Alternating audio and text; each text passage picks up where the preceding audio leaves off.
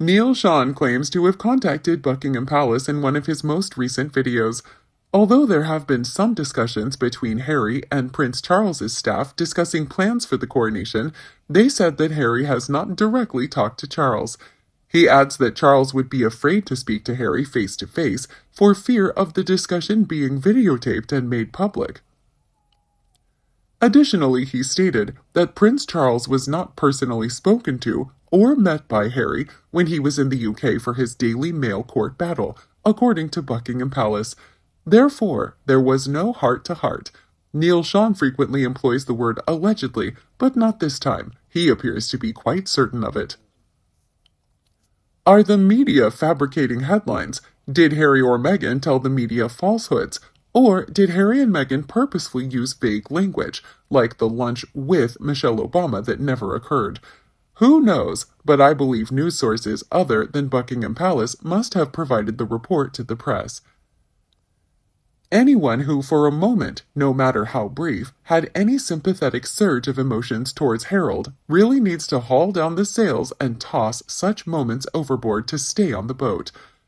After such a barrage of insults, misinformation spread on the toast of merch on Oprah, Spotify, Netflix, Cut, and Wah, to name a few, and outright pathological lies against the royal family, albeit the primary attacks were against the King, Queen, Prince and Princess of Wales, and to some extent the grand old Duke of York.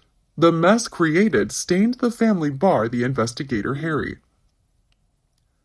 On the matter of Meghan, there is not much to really discuss. She is not a feminist, nor is she a great mother. Talk less of a true selfless, charitable person, beyond acts that curry accolades and paid awards. Harry should man up and put his shoulder to bear the total weight of the consequences of their combined actions. Harold is a bloody fool for taking matters that could have been raised and discussed with palace walls to air through the press and social media networks, TV and magazines, etc. What did he think would happen?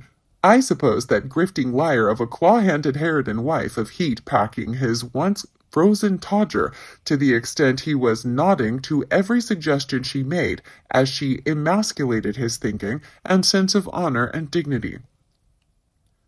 There is no way that the royal family, with the wealth of experience that the king has had, and the wealth of great advisers woven into the very fabric of the royal family, would make that mistake of letting the fleck of the insignificance of Harry be a factor worth giving such a seat at the table. It is more likely that the Sussexes were under the misguided, ego-flamed opinion that the royal family and government would cave in and into them after their much-publicized freedom flight. To their shock, no such thing happened. The late monarch did not cave in, so I see no way that the present monarch would do so.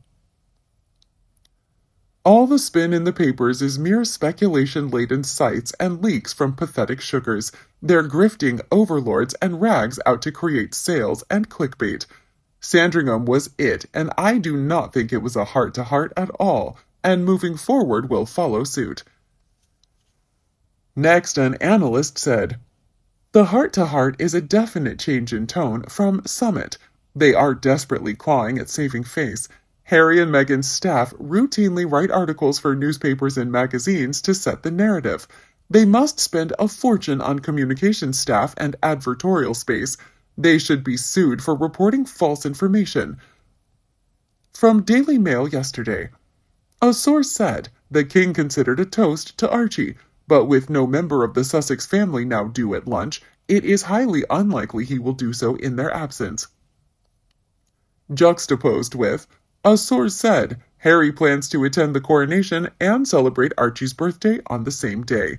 The flight back to Los Angeles takes roughly 10 hours, which means he'll be with his family by 5 p.m., have a birthday supper with Archie, and kiss him goodnight. They still want relevancy and validation. Looking at the language, kiss him goodnight, I would be surprised if it weren't Meghan. Also, they have the excuse for no toast from the king. Why? Well, Harry won't be there to hear it, as he has to take a 10-hour trip to be back in time for supper, not because Charles wouldn't do any such thing as a toast for Archie. Harry rushes back to Montecito immediately so that he's not humiliated that newly crowned King Charles and Queen Camilla refuse to grovel and toast archofficial during their celebratory dinner or lunch. It feels like Game of Thrones.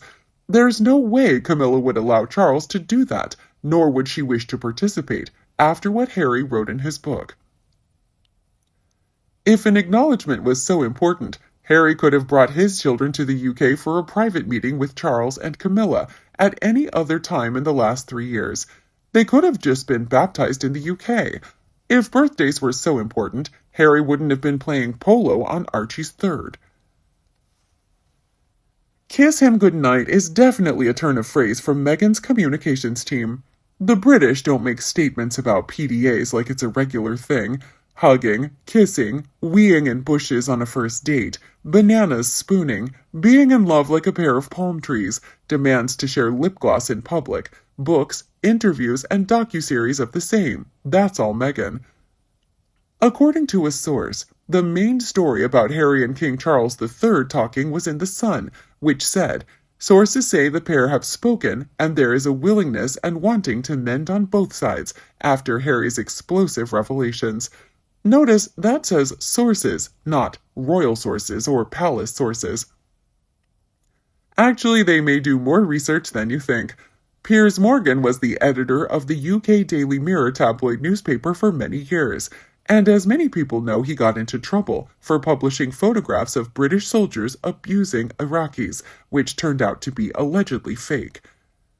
His explanation is that the Mirror had these photographs for 3 months before they would publish them, and extensively researched the sources and the authority of the photos before deciding to publish them. He admits that they may ultimately have been deceived over the photos, but the fact is that there were British troops in Iraq abusing Iraqi civilians. If The Sun is publishing the story as a scoop, The Sun would certainly know whether the origin of the story was Meghan's PR. I must agree that it seems very unlikely to me that King Charles and Sons had a board meeting at which the directors were present in the same room and were able to listen to each other's heartbeats with a stethoscope. There is a paucity of details as to where and when this meeting of hearts took place. Who do you think is spreading misinformation about the intimate meeting between Harry and Charles? Did Meghan have a hand in it? Let us know your thoughts below in the comments section. We hope you found this video helpful. Don't forget to leave a like, share, and subscribe to the channel if you like it. Thank you for watching this newsletter. See you in the next videos. Goodbye.